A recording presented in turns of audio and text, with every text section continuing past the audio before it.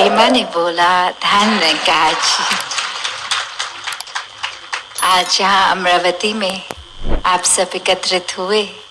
और आप में से कई महापुरुष जो ये समागम भी जो महाराष्ट्र का 57th हुआ अभी नागपुर में, तो वहाँ से ही आए।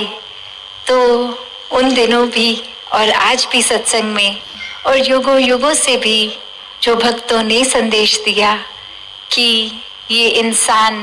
एक अगर मनुष्य का शरीर लेकर आया है तो अंदर से वाकई ही एक इंसान ही बने। वो सारे मानवीय गुण हों जो एक इंसान में होने चाहिए।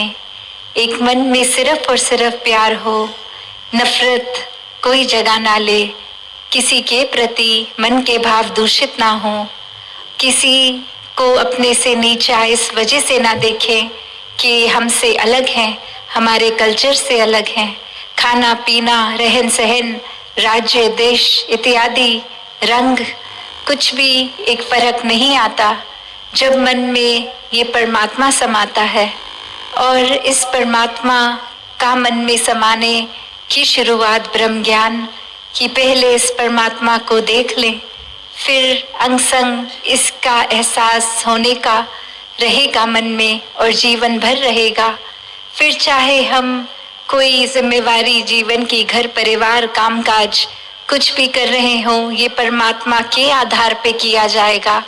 हर पल में एक एहसास कि हर पल में कुछ भी कर रहे हैं, कुछ भी सोच रहे हैं तो ये परमात्मा है, तो सोच भी दूषित नहीं होगी, सोच भी परोपकारी रहेगी कि कैसे हम अपना भी एक सही रास्ता उसके ऊपर अपने आप को केंद्रित रखें, अपनी सोच को शुद्ध रखें। मन में भाव अपने आप ही अच्छे हो जाते हैं जब परमात्मा का वास मन में होता है। तो कैसे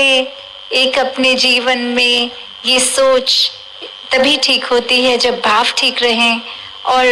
ये भाव भी तभी ठीक हो पाते हैं जब सोच ठीक रहे। और ये दोनों का जो एक आउटकम ये कर्म रूप कि जब अच्छी सोच होगी, अच्छे भाव होंगे तो कर्म भी अपने आप परोपकारी ही होंगे। वो फिर एक पूरे संसार के फायदे के कर्म होंगे, अपने फायदे के कर्म होंगे कि कुछ भी ऐसा नहीं होगा जो किसी का दिल दुखाएगा, एक किसी को नीचे खींच के अपने आप को ऊंचा नहीं होगा। ये मन में अहंकार जन्म नहीं लेगा कि ये परमात्मा ही सब कुछ करता है। इस बात का एहसास जब है तो हम कौन ही होते हैं कुछ करने वाले। तो अक्सर मन में सेवा करते करते भी भाव ऐसे जब हो जाते हैं कि ये सेवा हमने अगर की तो बहुत अच्छी करी है,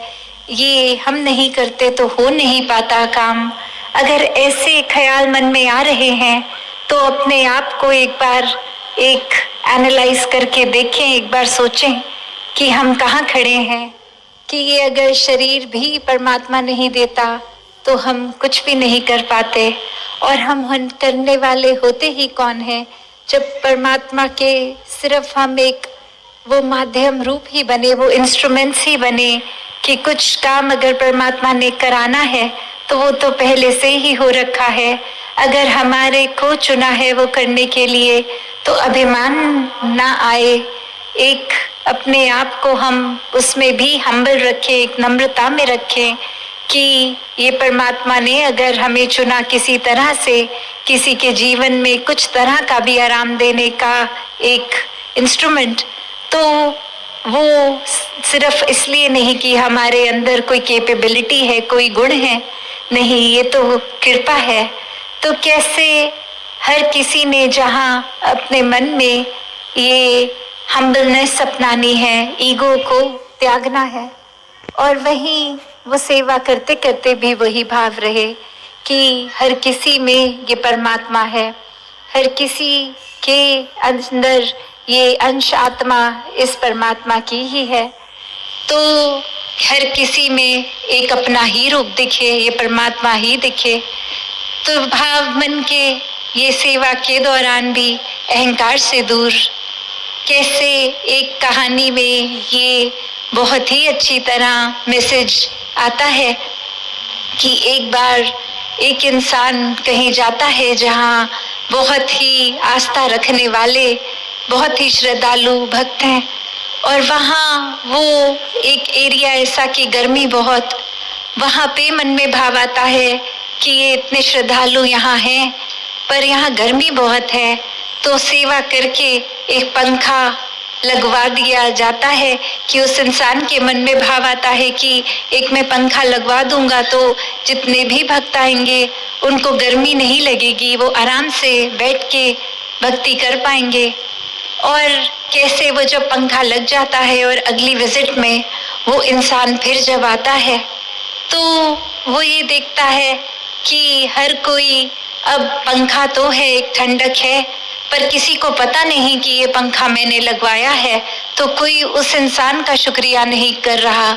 हर कोई बस आराम से अपना एक जो करने आए हैं वो करके जा रहे हैं, और अब मन में वो अहंकार जन्म लेता है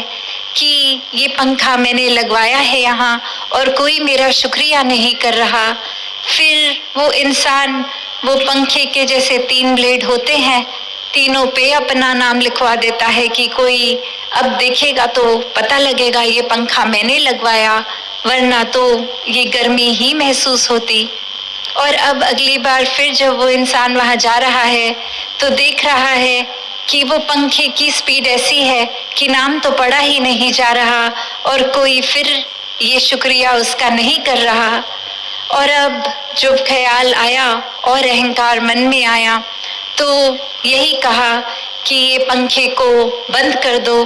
ताकि अब सब ऊपर देखेंगे गर्मी से तो मेरा नाम पता लगेगा कि इस इंसान ने पंखा लगाया है। तो भाव इस कहानी के पीछे क्या कि एक अब जब पंखा बंद हो ही गया तो वो पर्पस जो शुरुआत में ये प्योर एक बहुत ही पावन भाव थे कि वो एक सेवा में हर एक के फायदे के लिए ही ये काम हो कि किसी को गर्मी ना लगे, और अब वो सेवा भाव कहाँ दूषित हो गया। अब सिर्फ इसलिए ही वहाँ आना हुआ